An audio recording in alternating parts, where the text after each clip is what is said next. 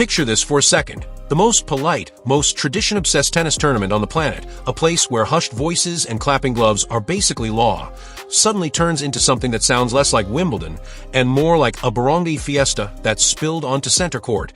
And at the middle of all that noise is a 20-year-old from the Philippines named Alex, who never asked for any of this to happen. She just kept winning matches, and somehow that was enough to flip an entire sport on its head. So let's talk about how a teenager with a backhand and a quiet smile ended up turning one of the oldest sporting institutions in the world into the loudest party of the summer. Because trust me, this story did not start with fireworks. It started small, almost invisible, the kind of thing you'd only notice if you were paying very close attention, and most people weren't. Not at first. The casual tennis fan who tuned into Wimbledon this year and saw thousands of Philippine flags waving in the stands probably assumed this all came out of nowhere, like Alex just teleported onto the world stage overnight. But if you actually followed her journey, if you watched her grind through the junior circuit, take losses that would have broken a lot of other young players, claw back from disappointment after disappointment, you'd know this was never sudden. This was years in the making. This was a slow burn that finally caught fire at exactly the right moment. And here's the wild part, the numbers were already screaming something long before Wimbledon even started. Back at the Australian Open earlier in the year, tournament organizers put out the usual pre-tournament press conference videos on YouTube, the kind nobody really pays attention to, background noise for hardcore tennis nerds. Except this time the algorithm told a very different story than the rankings did. Alex's press conference pulled in something like 71,000 views, and meanwhile, established champions, players who had literally been world number one, players with Grand Slam trophies sitting on their shelves, were getting a fraction of that attention. Think about that for a second. Rankings are supposed to be the ultimate measuring stick in tennis. They tell you who's good, who's dangerous, who deserves the big courts and the primetime slots. But rankings have never been able to measure something like genuine public curiosity. They can't quantify the feeling of an entire country falling in love with someone in real time.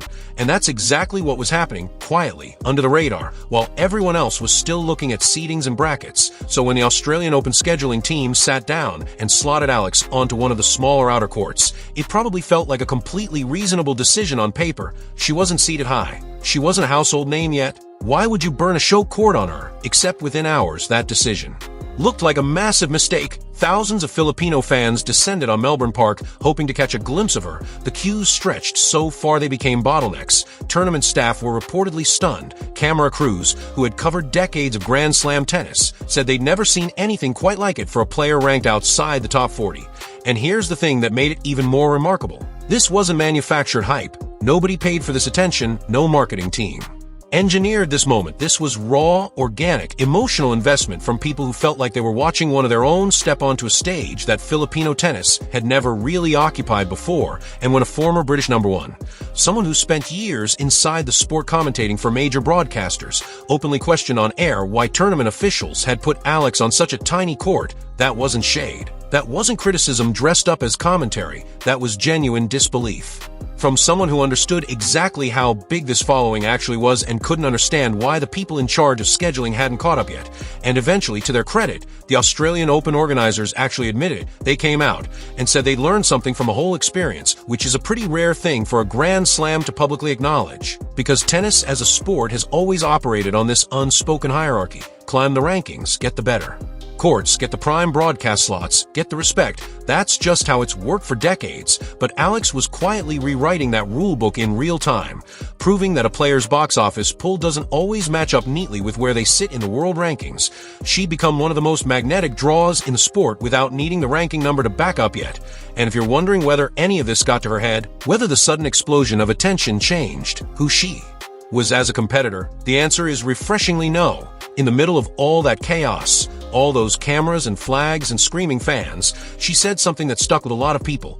She talked about how even if the love isn't specifically for her as a person, there's still a shared connection through culture, through nationality, through representing something bigger than herself. And that kind of perspective from a 20-year-old under that much pressure is honestly rare. Because let's be real, plenty of athletes crumble under way less scrutiny than this. And this is actually a good moment to pause and mention something.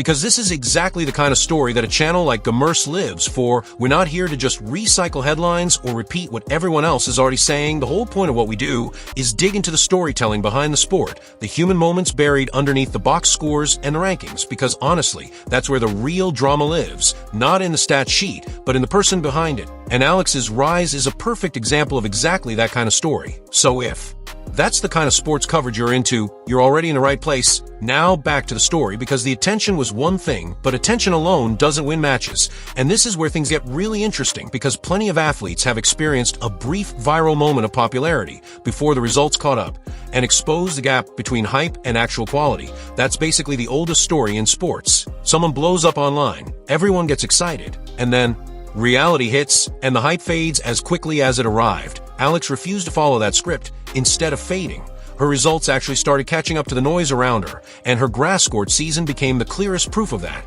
Before Wimbledon even started, she competed in Birmingham, and what she did there was the kind of performance young players dream about but rarely actually deliver. She adapted to grass, which is notoriously one of the trickiest surfaces in the sport. Low bounces, fast points, a completely different rhythm than what most players grow up practicing on, and she looked more comfortable with every single round. Grass rewards players who can move aggressively, who can read a point quickly, and make sharp decisions under pressure, and Alex kept showing that composure match after match, until she found herself in the championship final against Nikola Barchanova, and she won it, her first professional grass court title. But honestly, the trophy itself wasn't even the most memorable part of that day.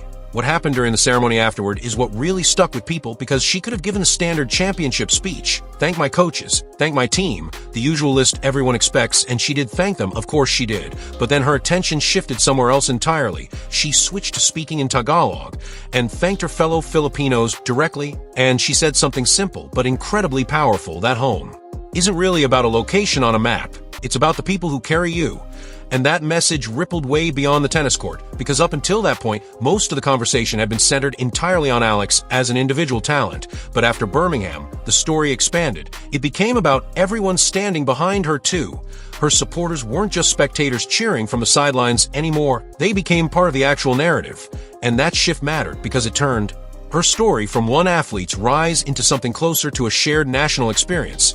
And if you rewind a little further into that grass court stretch, back to Berlin, there was another result that quietly changed how the entire tennis world talked about her. She beat Aryna Sabalenka, the world number 2 at the time, and beating a player at that level doesn't just look good on paper. It fundamentally changes how opponents prepare for you, how commentators frame your future, how tournament directors think about where to slot you in a draw. Suddenly Alex wasn't just an exciting prospect anymore. Analysts started using different language entirely. They started talking about deep runs at majors, about genuine Grand Slam contention, not someday, but soon, and she backed that win up by pushing all the way to the semifinals in that same event, which mattered because it proved the Rybakina win wasn't some lucky afternoon where everything just happened to click. It showed a pattern, a level. And even though she eventually lost that semifinal, the larger point had already been made. Grass suited her, and grass was exactly the surface waiting for her at Wimbledon. So by the time she actually walked onto the grounds at the All England Club, there was this sense that something significant was about to happen. But of course,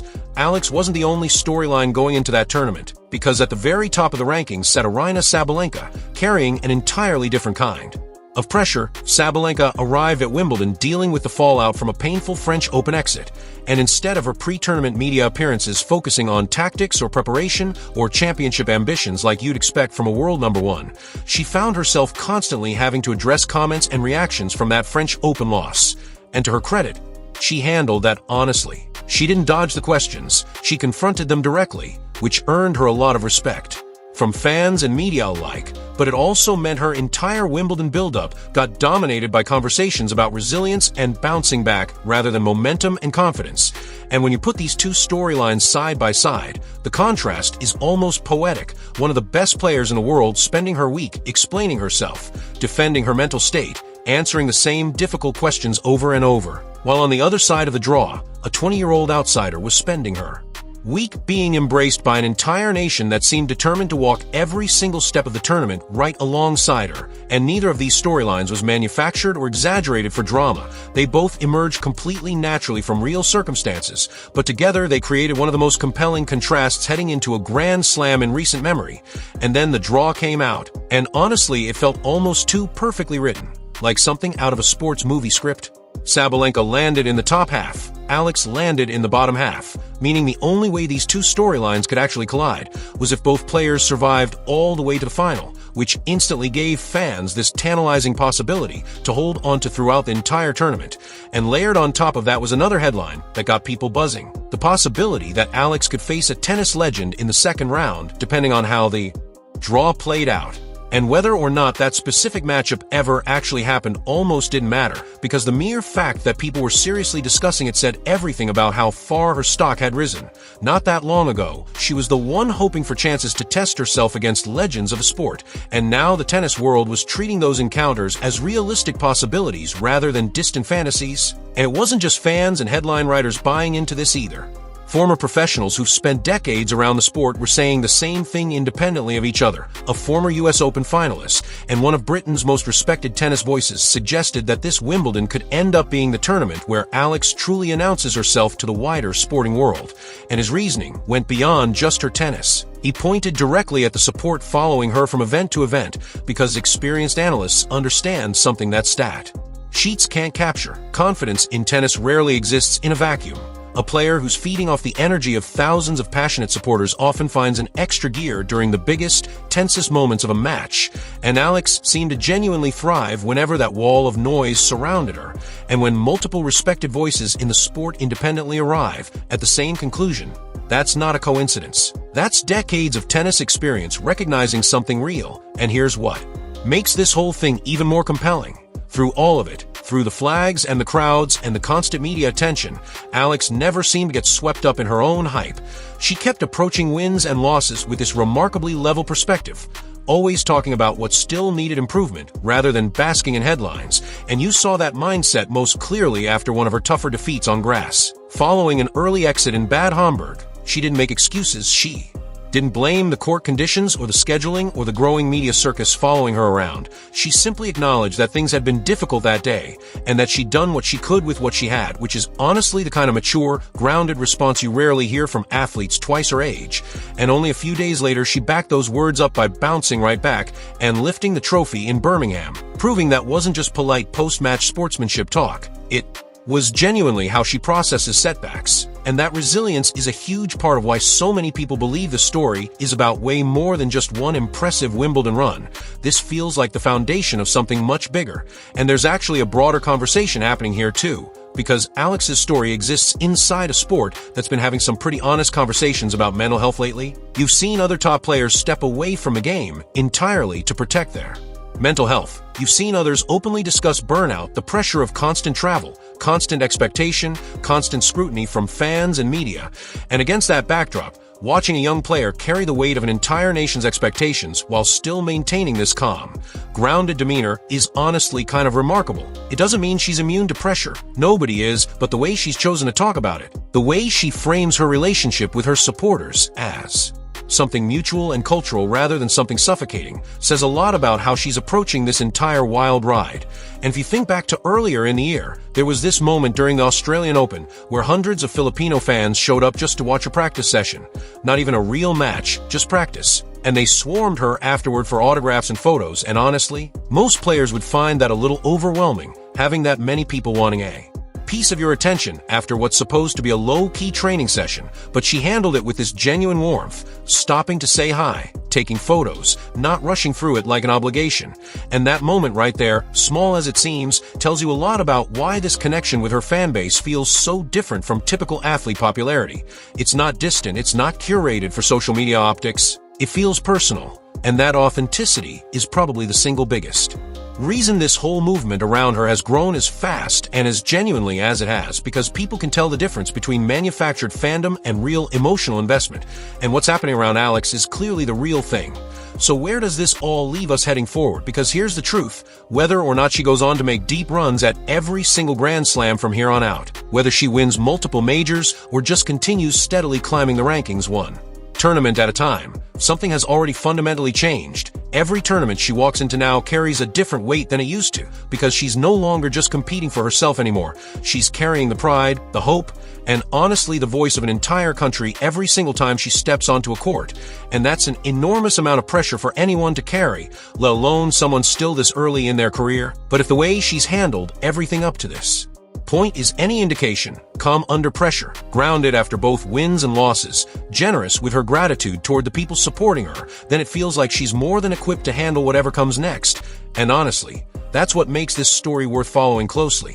Not just the wins and the trophies, but the way she's building something that clearly means more to a lot of people than just tennis results. This is turning into one of those genuinely special sports stories that transcends the scoreboard, the kind you look back on years later and realize you were watching the beginning of something historic. So if you made it this far, thank you for sticking with the whole story. And if you enjoyed this kind of deep dive into the human side of sports, the stuff that goes beyond just highlights and box scores, do us a favor and hit that like button. Subscribe to the channel if you haven't already, and turn on notifications so you don't miss the next breakdown. Because here on Gamers, we're going to keep bringing you these stories, the ones with real emotional stakes behind them. So we'll see you in the next one.